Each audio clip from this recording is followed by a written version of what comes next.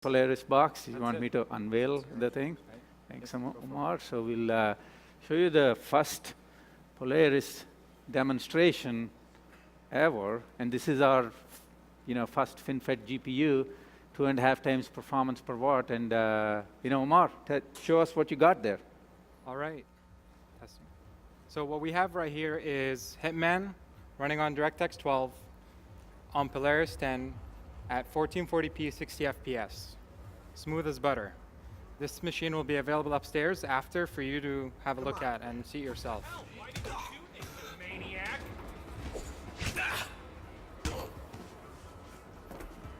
Very smooth. Next generation Polaris 10. Hitman DirectX 12. All right. Cool. That looks amazing. The the guy wearing that turtleneck and going around, I don't know if he's good guy or bad guy, but he reminded me, he looks like our chief gaming scientist, Richard Huddy. Who thinks that he looks like Richard Huddy? Who wants to see our chief? Actually, we have somebody with the title scientist. I was kind of the fake scientist wearing the robe. So I'd like to welcome our chief scientist, Richard Huddy, to take us through the next section on DX12 and gaming. Please welcome Richard onto the stage. Thank you, Roger. Richard, thank you very much. The clicker and behave. Behave? Oh no, I don't think so. Oh no, I don't think so. Has anyone lost anything recently? There's been a report of a burglar or some such in the audience. You want to check your pockets, make sure you still got your cell phones, your laptops, because somebody's made off with Roger Kaduri's moustache. He's been burgled. You take a close look. I mean, how can you do that? Stealing it from right under his nose as well. Okay, so I am Richard Huddy, AMD's chief gaming scientist. I am here today to talk a little about DX12, about the new APIs which are arriving now in 2016. So if we take a look at the last couple of years, I know you've had a lot of graphs and stuff like that, but this one's a relatively easy one to watch. The very first Mantle title arrived in Q1 2014. That was Battlefield 4. Since then, we've seen Metal, which was announced some 6 months later or so, another low-level API. We have seen a terrific adoption of DX12, which arrived at the beginning of 2015. That's the first title that shipped. Built upon Mantle is Liquid VR. I don't think it's obvious to everyone, but we are indeed still using Mantle to take ourselves well into the future. And Vulkan, for those of you who've watched the API transitions over this last couple of years, you'll know that Vulkan titles are about to arrive as well. So a real change in the way the industry was. Up until Q1 2014, there was just an announcement from AMD that we would do Mantle, and we could do what we would do what we could to change the landscape for APIs. We wanted to make sure that all that hardware that we build, all the goodness inside it is available to each and every games player. And I think that we've done a pretty bang-up job of that. Certainly 2 years on, the world looks really significantly different. We take a look at the first DX12 games. I think the very first title to arrive was 3D Mark, the throughput test, but we have a couple of really terrific games. Ashes of the Singularity, we've made quite a lot of noise about it.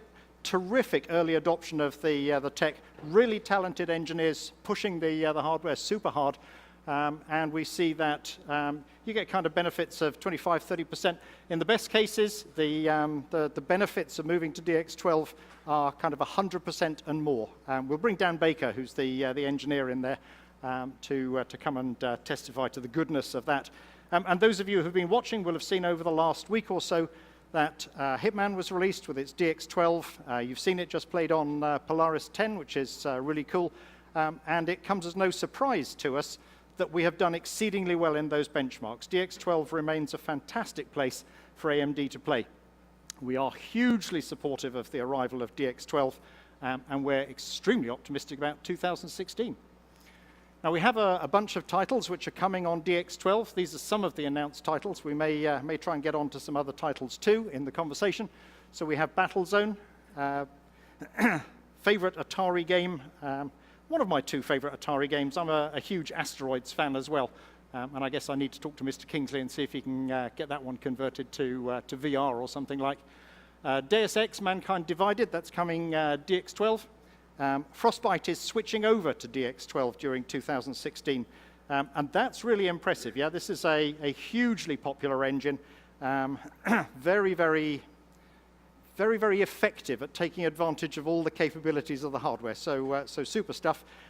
Oxide, like I say, we have Dan Baker here who's going to tell us a little bit about the decisions that they've made in that tech. So we have a really great 2016 coming on. And this is by no means all that's coming through that time. Now, for us, DX12 was a really big deal. We knew we had a lot of goodness that was in the hardware that was not really being exploited by DX11. We had all this good stuff since 2011, actually. We've been building superior technology using asynchronous compute and building engines which were able to do asynchronous compute. Everyone knows what asynchronous compute is, yeah? Yeah? None of you have any doubt. Anyone got any doubts about what asynchronous compute is? Hint, if you put up your hand and say you don't know, it gives me an excuse to explain it, which might be handy for the live stream. Oh, look, there's someone who doesn't know what asynchronous compute is. Thank you, sir. Thank you so much. So asynchronous compute is the ability to run compute and graphics simultaneously on the same piece of hardware. Now, as a general rule, a GPU doesn't do that kind of thing. It runs one task or another, and you switch from one to the next. And, you know, if it's quick at switching, then that can seem almost like simultaneous, but it isn't simultaneous. It's genuinely the case with these ACEs that we are able to run asynchronously a graphics task and a compute task simultaneously. And the result of that is a genuine benefit in performance. Best cases, we're seeing kind of plus 40%. Fairly typical cases, we're seeing plus 10 to plus 20. It's a really significant benefit. So no big surprise that we're wildly excited about asynchronous compute. And of course, the other primary benefit from my perspective to DX12 has been unleashing all this CPU power that was typically bottlenecked with DX11. Most DX11 apps get bottlenecked at some point on one CPU core. And we are so pleased to really unleash all of the horsepower that's in our GPUs and our CPUs. All of that goodness is something we want to expose.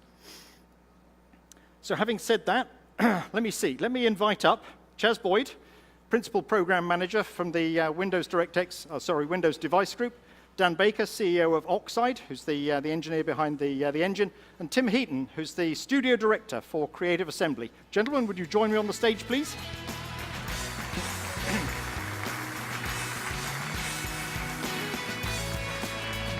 Thanks, sir.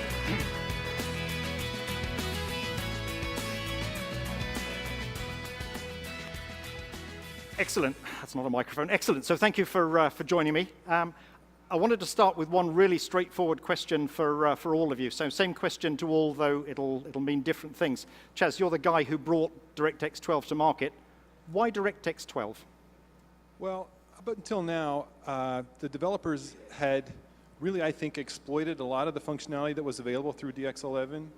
And this new architecture, when we found that the new hardware capabilities that were out there in the ecosystem that could enable an even more direct level of access by the developer, then we have to do that. That's our middle name, right? DirectX. So that was the main. It's the driving principle to expose all of the goodness as directly as possible. Yeah, and the thing we realize now is that from a developer perspective, it really eliminates some of their sort of psychological concerns, because in the DX11 model, there's this driver underneath that you really don't understand that well.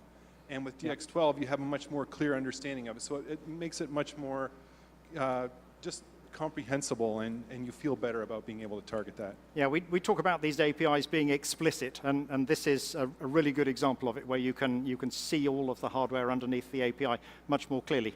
Terrific. Helps you sleep at night. Okay, so Dan, for you, why DX12? Really simple. Like, it enables us to build games that we couldn't make before. Fundamentally, there are a lot of limitations we're running into a DX11, and the worst thing to do for us is to go into a room meeting with your designer, and they want to make a game, and you have to tell them, I don't think we can do that because DX11 is not going to work. And DX12 has just opened up the door for us to do all sorts of exciting things that I don't think anyone's seen yet. So you have favorite technical features in DX12 that let you do that good stuff? Some of the exciting things about DX12 are, as Chaz is alluding to, the explicit control. So multi-threading capabilities are amazing. The explicit multi-GPU is something we're really excited about, and we've shown some extremely exciting results. And asynchronous compute is something that we're also extremely excited about. In addition to the performance benefits that we've seen that are very easy to get, there's enormous amounts of rendering architecture that we can do in the future that will be announcing at some point, hopefully. Okay, very cool. All right, so Tim, with a very different perspective as a studio director, why DX12? Because developers like control. I think it's all about control. DX12 changes the paradigm a bit. Everyone on the stage here is a control freak in their spare time. Yeah, you're right. Absolutely, and we can do more. And like our Total War games have very particular sets of challenges, I think, with our massive battles. The more that we can talk to the metal, the more that we can use those features, it means that we can just make better games. Good stuff. Okay, so looking forward, you have, what kind of anticipation level do you have for DX12 this year, Chaz? I have to say it's very gratifying to see the level of uptake. I mean, we haven't seen this kind of level of interest, really. It's sort of a tidal wave of innovation here that we're seeing. And a lot of the features that we were exposing in this new API, we were concerned about whether there would be time for your developer to be able to take advantage of those. And yet what we find is as soon as they hear about them, they're scrambling to adopt those features. And it's an amazing sort of frenzy out there right now with developers competing with each other to be the first to implement these new features. So Dan talks about multi-GPU, and that's something that excites and energizes a lot of developers? Yeah, that they're finally realizing that if you just go out and target the hardware that's in your machine, you can actually exploit all the hardware that's in your machine, not just the part of it that the driver would allow you before. Terrific. Okay, so Dan, looking forwards, what do we got from you guys? Oh, we'll see all sorts of things from us. I'm proud to announce that there are already multiple games in production with our engine. Star Control has been announced and is in production with Nitrous, and you're going to see some interesting stuff from us. I think that it's so open-ended for what you can do. Like, we've just barely tapped into some of the functionality. I think that you're going to see some exciting, more low latency rendering. You're going to see really innovative things from the VR space. There's a lot of things that Control and DirectX 12 is going to give you that we haven't even thought up yet.